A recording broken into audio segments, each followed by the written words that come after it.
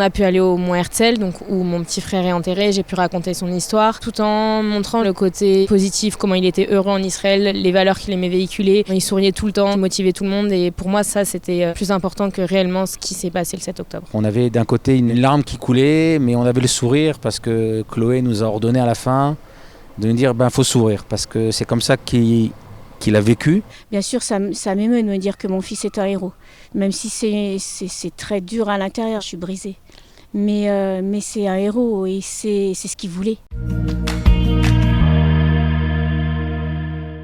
Eli Zichrono Livracha a découvert en fait son Israël avec Taglit il y a 2 ans et en fait à la suite de ça il a décidé donc notamment de venir en Israël et de faire l'armée. Cette année avec toute la guerre et tout ce qui se passe, il y a eu 1300 personnes qui sont venues avec Taglit par l'expérience israélienne, la Chavaya israélite, malgré la tension, malgré la guerre.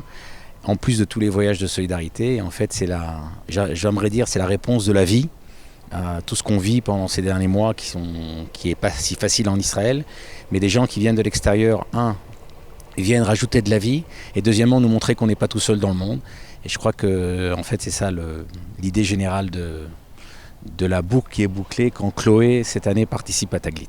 Mon frère avait fait Taglit en 2021, il avait vraiment adoré, il m'avait surtout parlé du Nord, qu'il avait vraiment apprécié, il m'avait dit que tout était incroyable. Et moi j'avais vraiment jamais pensé à faire Taglit, parce que déjà mon frère il était bien dans sa bulle en Israël, il était ravi quand on était là, mais il aimait quand même avoir son petit cocon, on va dire. L'idée, elle m'est venue vraiment rapidement au mois de mars ou d'avril, je pense. Je me suis dit, Israël, les derniers mois, ça a été assez compliqué, parce que dès que je venais, c'était pour aller au cimetière, c'était pour les shloshim, pour le mois, etc., etc. Et je me suis vraiment inscrite sur un coup de tête, et je me suis dit, en fait, c'est la dernière année où je peux le faire, comme j'ai 26 ans, même si après, il y a des programmes de temps en temps pour les personnes plus âgées, mais je me suis dit, voilà, et ça a vraiment été une expérience vraiment incroyable, Taglit du début à la fin. Chaque fois que j'arrive, c'est très très difficile pour moi. Je me revois le 9 octobre quand j'arrive sans savoir que mon fils n'est plus là. Et après, quand je suis là, j'arrive plus à repartir. Parce qu'il y a cette force. C'est vraiment puissant. Il n'y a pas d'explication, il n'y a qu'ici où ça peut se ressentir. C'était une façon de te rattacher à la mémoire de ton frère aussi, de marcher sur ses traces. Oui, avec tout ce qui s'est passé depuis octobre, on a quand même beaucoup parlé de la vie après tout ce qui s'est passé, les massacres, etc.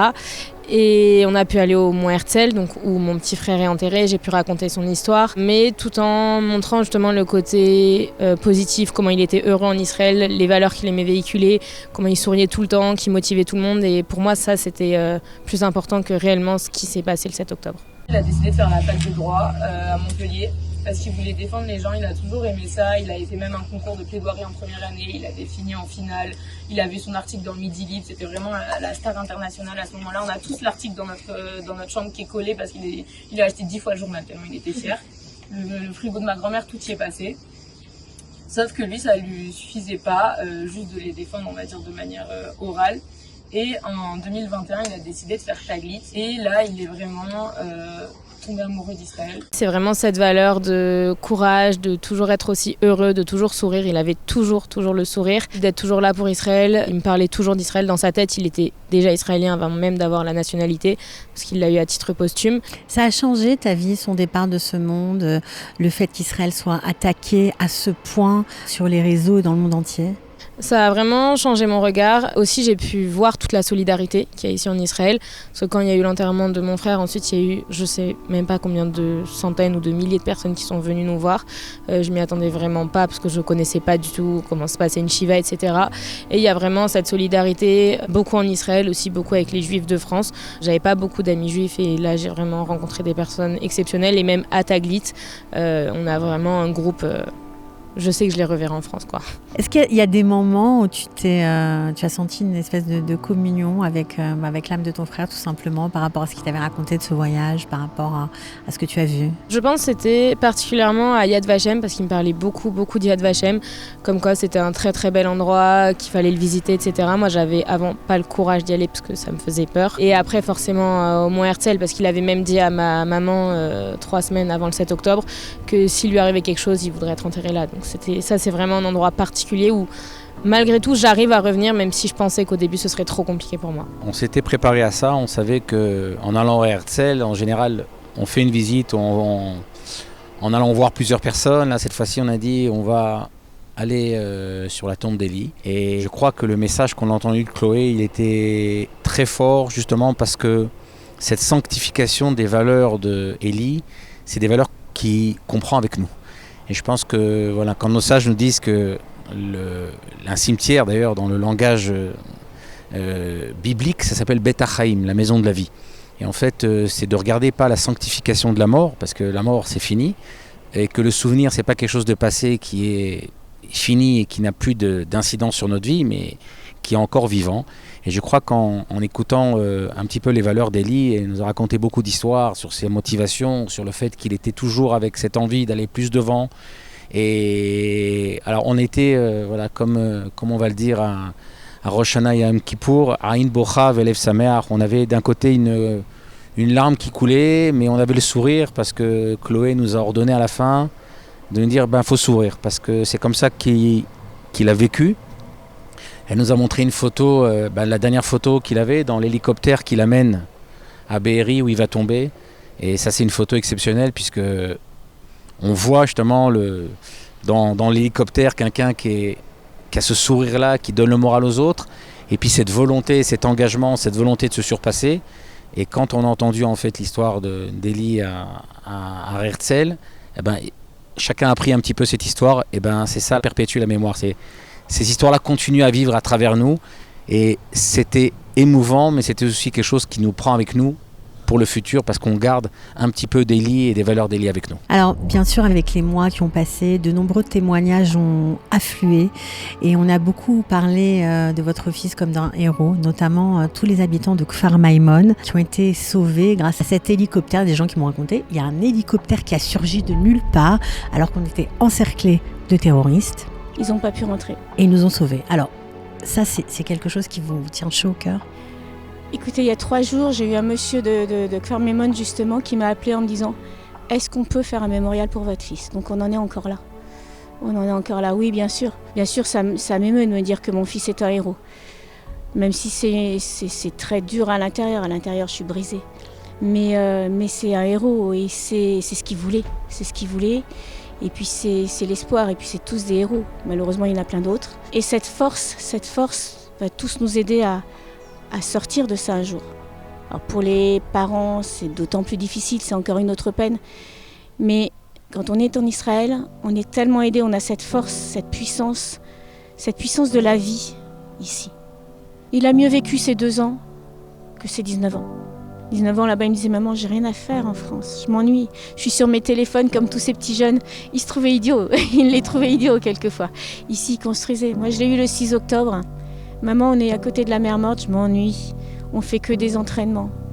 C'est Shabbat, on va passer encore un Shabbat avec Josh. Bientôt, je suis là. Tu vas me chercher au Sabine. Sabine, c'est un arrêt de transport à Montpellier.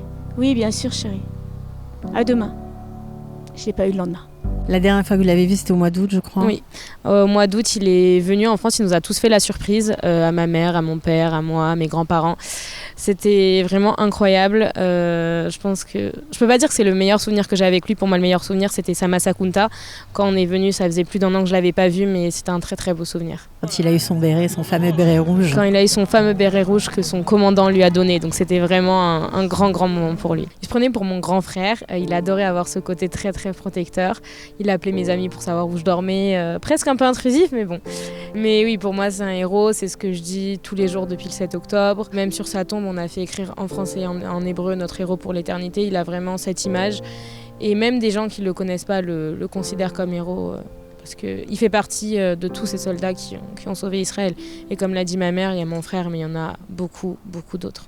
Il paraît qu'il a, juste avant de tomber, sauvé son unité. C'est ça. En fait, après avoir sauvé le village de Kfar Maïmon, ils ont couru jusqu'au kibbutz de Be'eri, qui lui était déjà du coup avec les terroristes à l'intérieur. Et ils ont fait maison par maison à sauver des gens. Et juste avant la dernière maison donc, où mon frère est tombé, il a eu... je sais pas, une intuition. Il a dit à son commandant, écoute, je sens qu'il faut passer par la porte de derrière. Et en fait, il avait raison parce que la porte avant était minée. Donc ce jour-là, en plus de sauver beaucoup d'habitants du kibbutz qu'on a rencontrés, il a sauvé toute son unité. Je me dis, quelle force, il est plus fort que moi, mon fils, c'est un héros. Moi, quand il est venu à Montpellier le 30 août, c'est pas compliqué, il est arrivé avec un bouquet de fleurs. Coucou maman, me voilà, on partira ensemble. Le 31 août, je vais faire son Ascara, donc voilà, 1 an près. Mais il me disait toujours, maman, le mental, lève la tête. Il faut toujours avoir la force, on est les meilleurs, on est les plus forts. Donc oui, il est allé juste au bout de ce qu'il souhaitait. Et je suis toujours en contact avec son unité, et ils seront là pour ceux qui pourront, puisqu'il y en a beaucoup encore qui sont à Gaza ou au Liban, et ils seront là. Et si ce ne sont pas eux qui seront là, ce seront leurs parents. On forme une famille, on forme vraiment une famille, la famille des parachutistes, et même des gens que je ne connais pas. Je monte dans l'avion, on me dit, vous êtes la maman de Eli ? Oui. J'étais là à la Shiva ? Oui, peut-être, il y avait tellement de monde. Je ne sais plus. Je suis la maman de mon fils. Et je suis fière d'être la maman de Eli. Même s'il n'est plus là, mais il est avec nous. Qu'est-ce qu'il penserait de toi aujourd'hui, Valentin ? Je pense qu'il serait content que j'ai fait Taglit, parce qu'il voulait vraiment que je me rapproche d'Israël et des Juifs en général. J'espère en tout cas que je fais des choses bien et qu'il serait fier de moi. Qu'est-ce que vous avez envie de garder de ce voyage de Taglit ? Les bons souvenirs, la grande bande d'amis que je me suis fait, vraiment comment on a rigolé, comment on a réussi malgré justement ce que disait David, le contexte quand même assez difficile. On a réussi à sourire et à être, je pense, très très joyeux au point de donner mal à la tête à certains. Vous inspirez beaucoup de jeunes en France qui souffrent aussi beaucoup de l'antisémitisme aujourd'hui, qui sont parfois pas du tout dans la communauté et qui sont pris à partie, qui ne savent pas comment réagir. Est-ce que pour vous, Israël, ça peut être une solution ? En tout cas, se rapprocher d'Israël est une solution. Je pense se rapprocher d'Israël, ça peut être une solution. Après, vivre ici, pour le moment, je ne sais pas. Là, je me dis, j'ai découvert pendant les vacances. C'est quand même pas la même chose, les vacances, que vivre ici. Mais en tout cas, de se rapprocher de la communauté, même en France, ça aide beaucoup. Moi, je sais qu'à Lyon, où j'ai vécu pendant quelques mois, je me suis rapprochée de personnes qui m'ont énormément aidée et qui sont aujourd'hui encore là pour moi. Est-ce qu'il y a des projets pour perpétuer sa mémoire ? Est-ce que ça t'a donné envie de faire ce que tous les Israéliens, ou une grande partie d'entre eux, font en général dans ces tristes circonstances ? Il y a des projets pour perpétuer sa mémoire. Il y a notamment un projet de Sefer Torah à son nom qui est en train d'être écrit à Montpellier, où il a été assez proche de la communauté Olami. Donc ils sont en train de l'écrire. Après, il y a beaucoup de gens qui collent des stickers partout avec sa tête, etc. J'en fais... Avec le sourire, et j'en fais partie. Je pense que j'ai collé un grand nombre d'autocollants à Taglit, tout le monde m'a vu. Et moi, tous les projets qui peuvent parler de lui, de ce qu'il a fait, pour moi c'est positif. Il y a eu aussi le Keren Hayesod, avec qui ma mère a été beaucoup en contact, qui ont fait une course à son nom qui a eu lieu au mois de mai.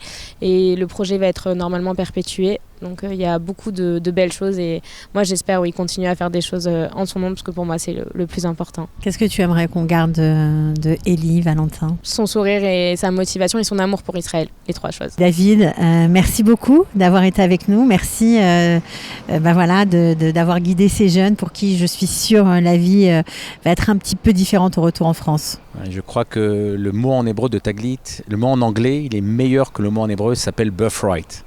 Le droit de naissance. Et je crois que ça a été un peu accéléré. Chaque personne qui participe à un programme de Taglit, il se retrouve en fait, qui soit très proche de la communauté, il voit d'un coup une autre vision de la communauté qu'il ne connaissait pas, et qui soit très loin de la communauté, et d'un coup il se retrouve. Et depuis le 7 octobre, en fait, par la force des choses, on se sent de nouveau connecté à quelque chose de plus grand que nous. Et je crois que tout le monde l'a vécu. Et puis même des gens qui étaient très très proches dans leur milieu personnel, d'un coup ils ont découvert que, à part leur milieu personnel, d'amis, de travail, ils ont quelque chose de grand à qui ils appartiennent et puis cette histoire-là, c'est leur histoire. Et je crois que quand on a fait un tour où chacun racontait son 7 octobre, à 100%, les gens ont découvert d'un coup, ils avaient du mal à comprendre comment c'était si important ce qui se passait dans un pays à 4000 km, dont certains n'avaient jamais mis les pieds. Quand on entend l'histoire de Chloé, on comprend justement que cette vie qui continue, ce rattachement à cette histoire, à ce peuple, et notamment grâce à ces programmes comme Taglit, c'est la meilleure victoire que l'on peut avoir sur la mort qui est arrivée et les gens qui sont partis. Nous, ce qu'on peut faire, c'est perpétuer en rajoutant de la vie, en continuant cette vie-là et ces belles valeurs que tous ces soldats qui sont tombés nous ont perpétuées comme Eli.